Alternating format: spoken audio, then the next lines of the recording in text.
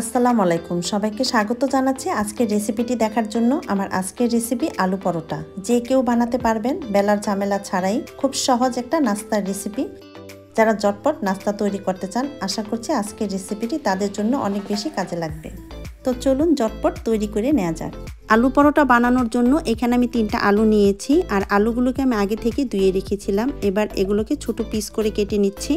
তো আলুগুলো আমার কাটা হয়ে গিয়েছে। চুলায় একটি হাঁড়ি বসিয়ে নিয়েছি। এখন আলু এবং পরিমাণ মতন পানি দিয়ে দিচ্ছি এই আলুগুলো সিদ্ধ হওয়ার জন্য।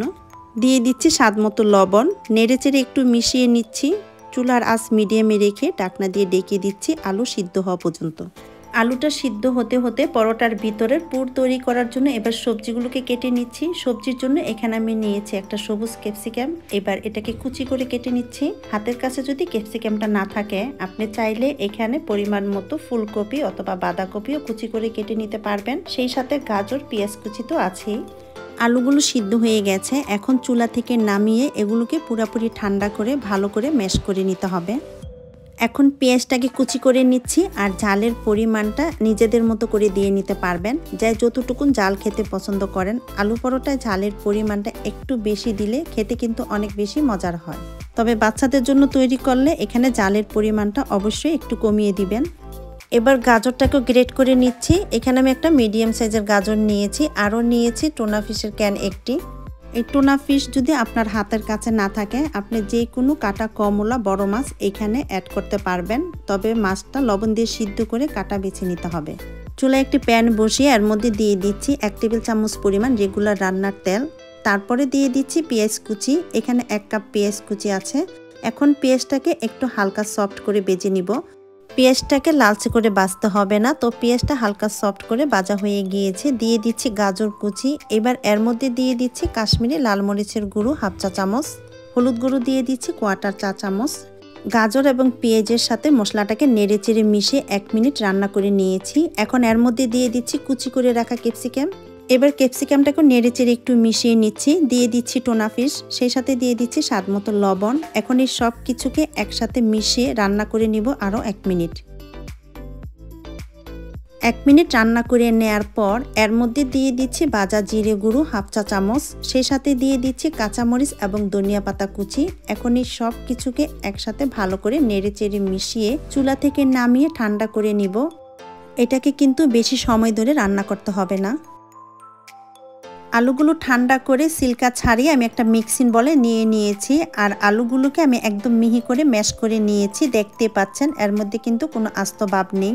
এখন এই ম্যাশ করা আলুর মধ্যে আমি একটা ডিম ফেটে দিয়ে দিচ্ছি। আপনি চাইলে এখানে 2টা ডিমও ব্যবহার করতে পারবেন। সেই ক্ষেত্রে ময়দার পরিমাণটা একটু বেশি লাগবে, কারণ আলু এমনিতে অনেক নরম, আর ডিমের পরিমাণ বেশি দিলে ময়দার পরিমাণটাও বেশি দিতে হবে। 1/2 চা চামচ দিয়ে দিচ্ছি সাদা গোলমরিচের গুঁড়া। এখানে কিন্তু কালো গোলমরিচের গুঁড়াও ব্যবহার করতে পারবেন। এখন আলু আর ডিমটাকে খুব ভালো করে মিশিয়ে নিতে হবে।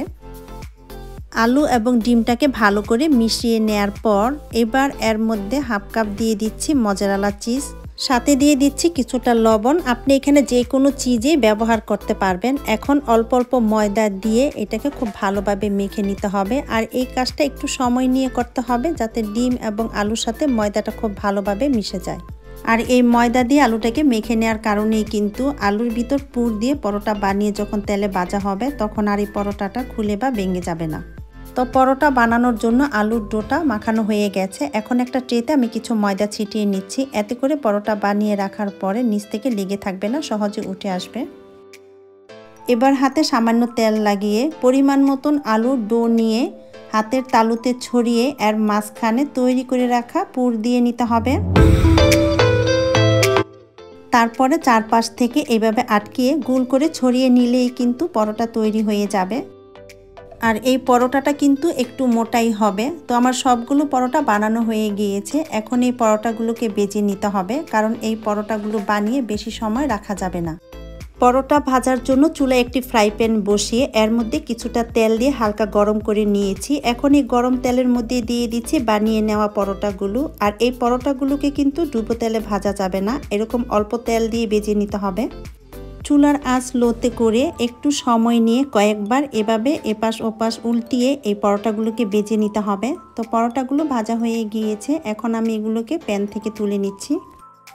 তৈরি হয়ে গেল সহজ রেসিপিতে ভীষণ মজাদার আলু টুনা ফিশের পরোটা। এবার একটা পরোটা ভেঙে আপনাদের সাথে শেয়ার করছি। দেখুন ভিতরটা কতটা সফট আর উপরটা কিন্তু অনেক ক্রিস্পি। এইভাবে করে আপনি চাইলে বেলার ঝামেলা ছাড়াই 5 মিনিটে সকালের নাস্তা কিংবা বাচ্চাদের টিফিনের জন্য ঝটপট পরোটা তৈরি করে নিতে পারেন। পরোটা সাধারণত বেলেই তৈরি করা হয়, তবে বেলার ঝামেলা ছাড়াও এই পরোটাটা বানানো যায় আর অনেক সময় ধরে সফট থাকে। আশা করি আমার আজকের এই পরোটার রেসিপিও আপনাদের ভালো লাগবে। আর আমার রেসিপি ভালো লাগলে চ্যানেলটি সাবস্ক্রাইব করবেন। সবাইকে অনেক ধন্যবাদ। আল্লাহ হাফেজ।